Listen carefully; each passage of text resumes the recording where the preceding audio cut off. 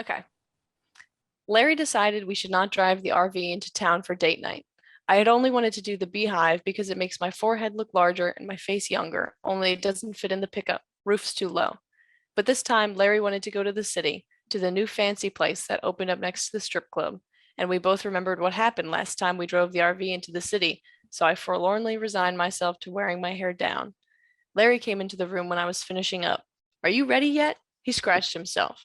At this rate, there's not going to be a table left.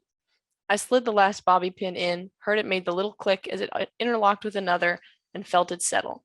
I walked past Larry. He was annoyed. I pulled my rhinestone purse out of my closet and dumped my leather purse into it. I had wanted to look unbothered, but I forgot my sweater the first time I went out to the car. Then I forgot my hairbrush. Then I remembered my other lipstick, but by that time we were already moving, and Larry had turned the radio on. The news was loud, and Larry had his hands loose on the steering wheel. His knuckles were hairy then, just like mine, only he didn't know that. I kept them trimmed. Just another womanly secret. The newscaster had a voice like a seal. He barked that a vehicle had just been hit and the woman killed on the interstate.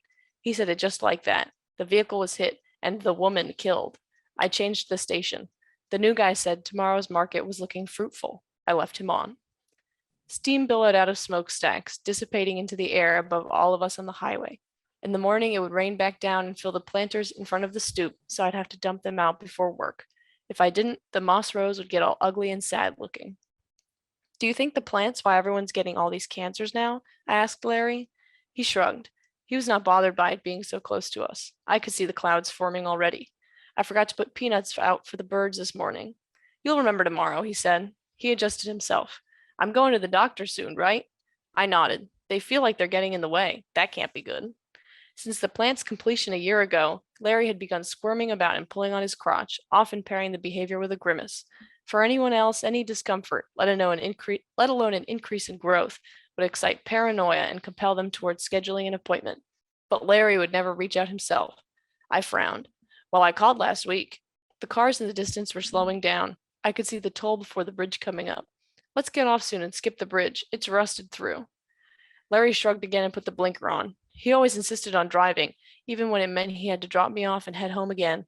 I only got in one accident, but one is enough, especially when it means pirouetting around a lamp post and connecting with an oak in your husband's new used Toyota Sonata. The newscaster had given the broadcast to his partner, and she was now describing at length the carnage left by the reckless driver who killed the woman. I turned the radio off and rolled the window down. The wubbing of the back windows made my ears feel like they were going to explode, and I was becoming increasingly annoyed by the wire in my bra rubbing on the wing of my arm through my shirt. Larry turned left onto the ramp. Why are we getting back on? We're going to wind up on the bridge, I whined. Yeah, but you know it's the fastest way. He slowly merged. The cars were now deadlocked. I could see that some people had put themselves in park and were getting out to stretch. Look what you've done, I chastised him. Fat chance we'll make it to the restaurant in time, and we're still going to have to go over the bridge. I craned my neck through the sunroof to see if there was anything up ahead. At least it looks like they're speeding up to go over that hill. After 10 minutes, the cars began to inch along. I was reading my pocket novel. Charlene had just been proposed to by the dapper Southerner who wanted to whisk her back to his ancestral home. I was engrossed when Larry started tapping on my leg and pointing out of the windshield. We had crested the hill and could finally see why the traffic had stopped. There were lights flashing, virtually useless in the sun's afternoon glow. Look, do you see? I mean, how many police cars is that? And for what? We rolled closer. Everywhere except the right-hand shoulder had been cordoned off. Everyone slowed to a crawl to pass the accident. As we were forced to let others merge in front of us, I could see the tire skids leading up to the area, twisting and whirling over both lanes, as if the car had been dancing. There were two ambulances blocking our view. They're acting like a semi crushed a school bus here. Come on, can we get it moving? Larry had grown agitated, realizing that if we were late to get late, sorry, realizing that if we were late getting to dinner, we would be late to leave, late to get home, and late to the first half of the game. I patted him on the leg. I'm sure it'll start moving after this. People don't like to dwell on the bridge. I looked behind us. Look how far back we were, and at least we aren't in the RV. He chuckled. Yeah, it was a good call. And then we were in the heart of the accident. The people in front of us were rubbernecking and had come to a complete stop. The man driving the car had pulled out his phone and was taking pictures. I leaned around Larry. The dancing car, a Range Rover, had done its whirl into a Mini Cooper. The woman had been thrown through the windshield, flown several car lengths, and spread across the pavement. Her car, having been devoured by the rover, was being towed away. The driver sat on a gurney near his car, front slightly crumpled, with his head bleeding and wrists being wrapped. The police were working to scrape up and hide from the drivers the woman who was now a smear. I threw up a little out of the window and dabbed my mouth with a napkin. Larry looked over and rubbed my shoulder. He leaned out the window. Would you move it already? My wife's being sick, he yelled at the man in front of us. The man turned around. He was laughing, and his wraparound sunglasses reflected us. Tell her to cool it. We're not moving fast anyway, he yelled back. He drove a few feet forward and continued taking pictures. Larry took a deep breath and adjusted himself again. He was fiddling with the door handle, and he gestured at the man. Look, we've got somewhere to be, and my goddamn wife doesn't want to see this anymore. He looked back at me, and I gave him a half-hearted smile before I looked back at the woman. She had been wearing a yellow vest and a pair of boots like the ones I have at home, the red ones. Or maybe they were just red now. Her hair had been brown, with highlights. She must have wanted to look like she had just been someplace tropical, and now she was dead. I threw up again, not much this time, just into the napkin. I threw the napkin out the window. The man had been laughing and talking to the other people in his car. I could see through the back windshield that he was passing his phone around. He gave Larry the finger when he yelled at him and kept laughing.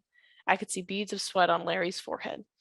All right, you've got till 3 to hit the gas or I'm going to come and beat the shit out of you, Larry yelled. My wife is traumatized.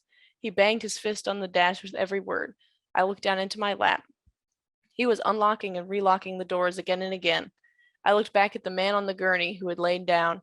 The EMT was talking closely to him. She was the heaviest EMT I had ever seen. Her pockets looked too tight for her to fit anything in them. The man rolled onto his side and looked like he was crying, and the EMT walked away from him. I shook Larry's arm. Maybe we should just go home, not go out tonight. Is that okay? He looked at me, then ran the back of his hand along the side of my face and nodded. The man in front of us decided it was time to go when the police started walking towards his car. He floored it away from the accident, tires screeching and car backfiring several times with the acceleration. Larry and I slowly sped up, going over the bridge, and got off at the exit, only to immediately drive back over the bridge. Larry turned the radio on and tuned it to a classic rock station. He nodded his head along to the music, tapping his fingers on top of the wheel like he was playing a miniature drum set. The tension that had grown inside him from tapping his foot on the gas was melting away with the extended guitar riffs, and he already looked much looser than before.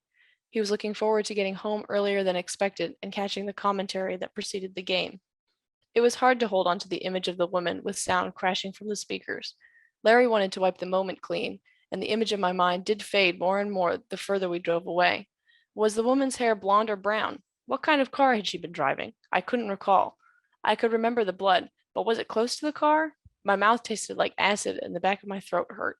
It felt disrespectful to what was left of the vague memory to think about Larry and I being home, spending the night in, waking up tomorrow, and living on.